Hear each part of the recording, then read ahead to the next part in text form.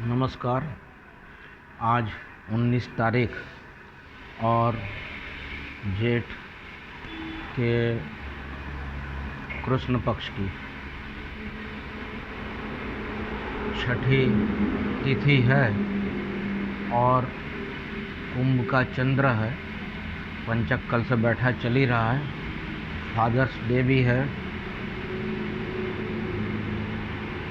और जो नक्षत्र है वो धनिष्ठा नक्षत्र चल रहा है।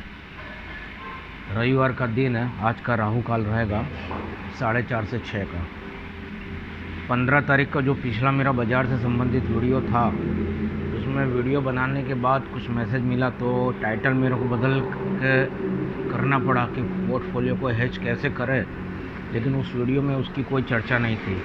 और आज का वीडियो चालू करने के पहले फिर बोल दूँ कि वीडियो को पूरा देखिए और तब लाइक कीजिए, तब वो लाइक काउंट होती है। तो पूरा वीडियो अंत तक देखें और अपने कमेंट्स भी लिखें। और यदि मेरे चैनल पे पहली बार आए या नए हैं और आपने बेल का बटन नहीं दबाया है तो उसको भी दबा दीजिएगा, ताकि मैं तो आपको वीडियो अपलोड करने के बाद भेजूँगा ही, लेकिन आपको भी डायरेक्ट उससे मिल जावे। तो पोर्टफोलियो हेजिंग की बात का तो मैं समझता हूँ कि मेरी व्यक्तिगत रूप से कई लोगों से बात हुई है और एक फार्मूला दिया हुआ है कि 70% इक्विटी में और 30% कॉल ऑप्शन में आप फ्यूचर में काम कीजिए।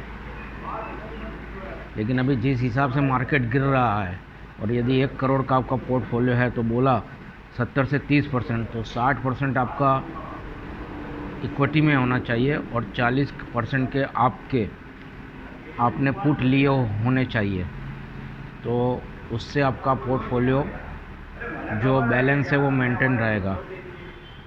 उसकी मोटी बात बताएं तो पिछले सालों में, पिछले 1 साल की बात है, हम लोग सभी जानते हैं कि आइडिया का शेयर और जी इंटरटेन जब 44% बढ़े थे और जिनके पास 2 लाख के कॉल थे तो उनका वैल्यू 1 करोड़ हो गया था।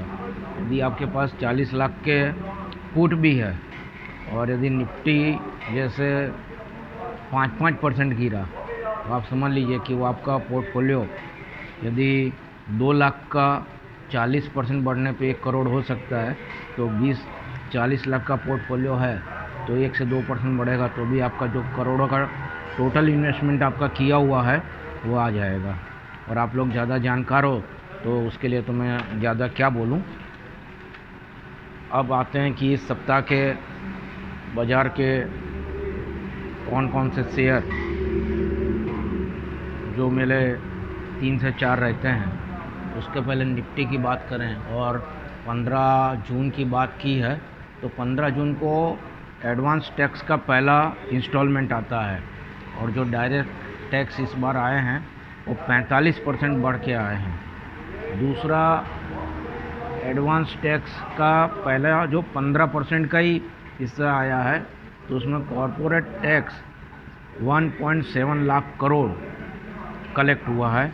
और उसकी जगह पे जो शेयर मार्केट का हम लोग काम करते हैं और एसटीटी लगता है वो भी लगभग उतना ही सामान है, 1.67 लाख करोड़। और फाइनेंशियल ईयर बेस पे जीएसटी की बात करें तो वो भी 14% कलेक्शन बढ़ के आया है। तो जो ग्रोथ स्टोरी है वो बहुत अच्छी है। और कोई एक ग्रुप में मैं देख रहा था कि अनिल सिंघवी जी का भी कोई वीडियो था, उन्होंने वही स्टॉप लॉस लगा के और लंबी अवधि की बात करें तो एक समय ऐसा आएगा कि अभी हम लोग एफआईआई वाले को मोहताज या देख रहे हैं, फिर ये हो जाए कि इंडिया वाले फॉरेन वालों के लिए एफआईआई बन जाएंगे और इंडिया से पैसा फॉरेन के मार्केटों में लगेगा। और अभी अपना मार्केट तो अच्छा है, एफआईआई वालों को आने में कितना टाइम लगता है वो देखने को रहता है। और दूसरा कि कारण सभी लोग जानते हैं, बार बार वही कारण कहना, इन्फ्लेशन, महंगाई, ब्याज के दरों का बढ़ना, रूस का युद्ध और उसके अलावा एक कारण वो भी होता है, कोई कारण नहीं होता तो भी बाज़ार गिरता है, या कोई अदृश्य कारण है। अदृश्य कारण या एक कारण जो नहीं होना चाहिए और यदि हो गया तो एक वजह वो भी बन जाएगी कि मार्केट उसके कारण से भी गिरा। जो कोरोना टाइम में छात्र और गृहिणियों ने, हाउसवाइफ्स ने जो मार्केट की तरफ रुख किया है और उन लोग का जो विश्वास है या उन लोग का पोर्टफोलियो मेंटेन है, यदि उन लोग के पोर्टफोलियो में कोई बदलाव नहीं हुआ, उनका विश्वास नहीं टूटा, तो बाज़ार नहीं टूटेगा। वो मेंटेन रहेंगे तो बाज़ार मेंटेन रहेगा। बाज़ार को बढ़ने के कारणों में निकटतम में मानसून का कारण आ सकता है, न्यूज़ अच्छी आ गई मानसून के बारे में तो बढ़ जाएगा। दूसरा, गुजरात के अलावा और भी कई राज्यों में विधानसभा के चुनाव है और उससे भी बढ़ के 17-18 महीनों में लोकसभा के चुनाव है। तो इन सब के चलते हुए जो आरबीआई गवर्नर साहब कहते हैं कि लिक्विडिटी बाज़ार से कम नहीं होने दूंगा, तो हम लोग भी कोई दूध पीते बच्चे नहीं हैं। सब जानते हैं कि चुनाव लड़ना हो, चुनाव आएगा तो क्या होगा, मार्केट में पैसा कैसे रहना चाहिए, कितना घूमना चाहिए और कहाँ से घूमेगा, कितना वाइट होगा, कितना ब्लैक होगा और तरलता कैसे बनी रहेगी।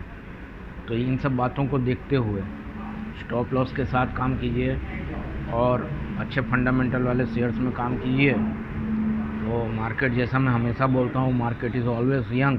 अभी तो मैंने अपनी टैगलाइन में भी लिख दिया है, तो वैसा ही है। और जो निफ्टी के लेवल तो मैंने शुक्रवार को दे दिए थे कि 15,294 पे बंद हुई है निफ्टी, और जो रेंज रहेगी 15,094 से 15,494 तक की। और उसी तरीके से बैंक निफ्टी 32,743 पे बंद है, तो वो 31,993 नीचे और ऊपर 33,493 तक जा सकती है।